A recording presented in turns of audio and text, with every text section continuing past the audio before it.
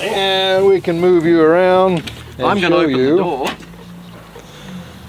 Now, the folks that don't need a porta potty room on a bay boat, I know are thinking, now what in the world am I going to use that for? That is huge storage. It is indeed. And on the back of that, we've got a shelf for the troll motor batteries. Most people with this boat will have a troll motor, and we've got the space right here for the troll motor batteries. Yep. How much space? Group 31 batteries will fit on that shelf side by side. Excellent. Right, well, let's move on up to the front end, up to the bow, and we'll give our camera back to our cameraman. First of all, what have we got under here? Nice little bit of storage. Nice storage. Of course, it's a seat, but under the seat, the storage area insulated to the point where you can put ice drinks and maybe a fish if you want to.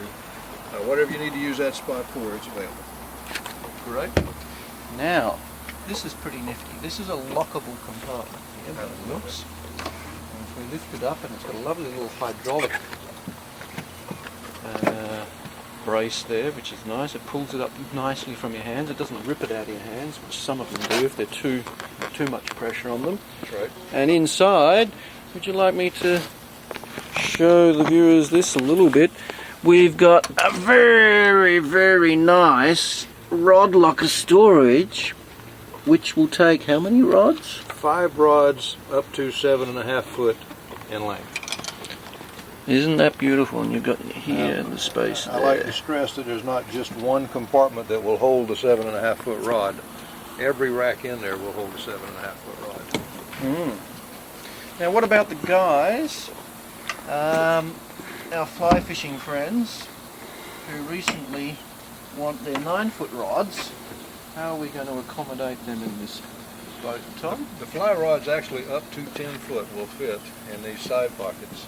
The under gunnel rod storage, as I call it, each side has a rod tip tube that extends to the back end of the boat, and that allows up to a 10-foot rod on each side. So you put your rather fragile tips right into there, and then of course you've got your rod holding ability here. That's right. Okay. And I imagine you could, when you're talking the tips, you could possibly get more than one tip in there if you really wanted to. You probably wouldn't do that, but you could. If you needed to get more than one rod. The rod opening over here, without using the rod tube, is 7 foot. So you can get your 7-foot rods in there without having to use the top rod tube at all. Right. Excellent. Well, let's swing back up the front. Make our cameraman work. He needs to lose a bit of weight. On the other side, of course, once again, we've got another same lockable rod storage. You've got the same rod capacity, 5 rods, 7.5 foot in length. 10 rods. I mean, that's almost enough.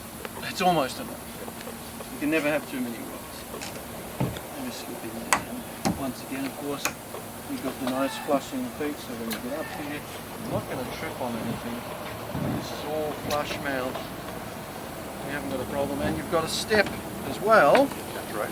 And our step doubles as, if I can just put the fingers in here. It doesn't help that the latch is wet. No, it doesn't. Your fingers do slip it.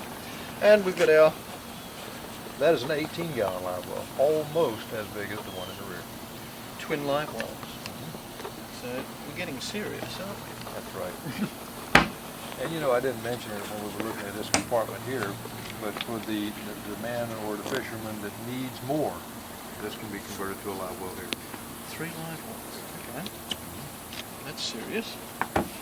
And our next compartment up here, once again we've got the addition of a hydraulic brace, which certainly is something you don't see on a price point boat like this. So this is definitely high end, much more expensive boat. Right, those hydraulic supports are rather expensive each, and when you start adding up each compartment, that is definitely not something on a price point.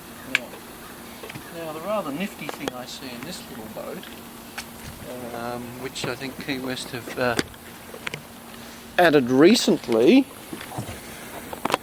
is a place to put your bucket. That is nice, isn't it? So your bucket won't fall over. Mm-hmm. That's a very nifty idea. Bucket's what I call a multi-purpose device. I like that term, a multi-purpose bucket, yeah, multi-purpose device. And once again, that's a huge storage compartment. It is. When you look at that. Generous sized storage compartment, and you'll notice the lip around this compartment, every compartment has. It's a rain channel, so that the rainwater that hits that lid channels into this, channels right on out and into the cockpit.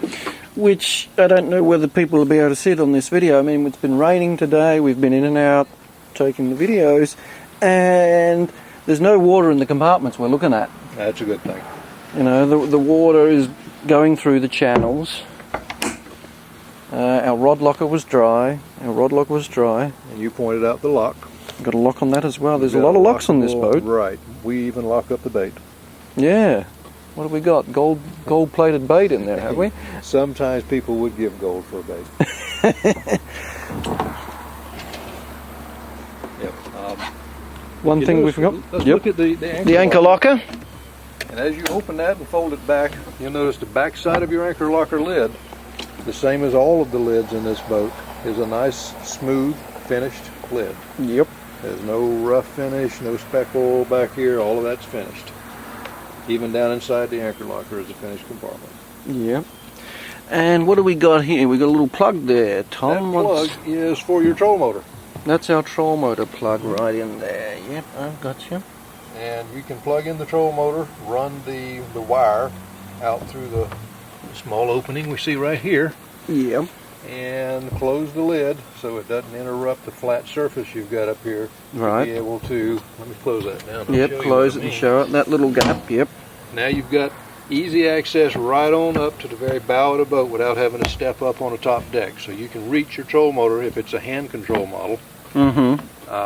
If it's a foot control, of course, you'd stand back, and if it's a remote control, you can be anywhere in the boat. But the ever popular tiller control, simplest, most dependable troll motor out there, you can reach without having to step up on any other deck.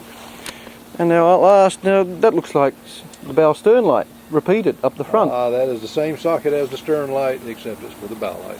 It's for the bow light, yes. We did notice actually when we were having a look at the boat, there didn't seem to be any navigation lights on the sides of the boat. So That's right. how high does this little pole come, Tom? It's about a 10-inch light, and it's high so that it'll clear the troll motor. When the troll motor is folded up, it would block a light on the deck. Right. So we put the pole light there to come above the troll motor and give the visibility that the law requires. Okay.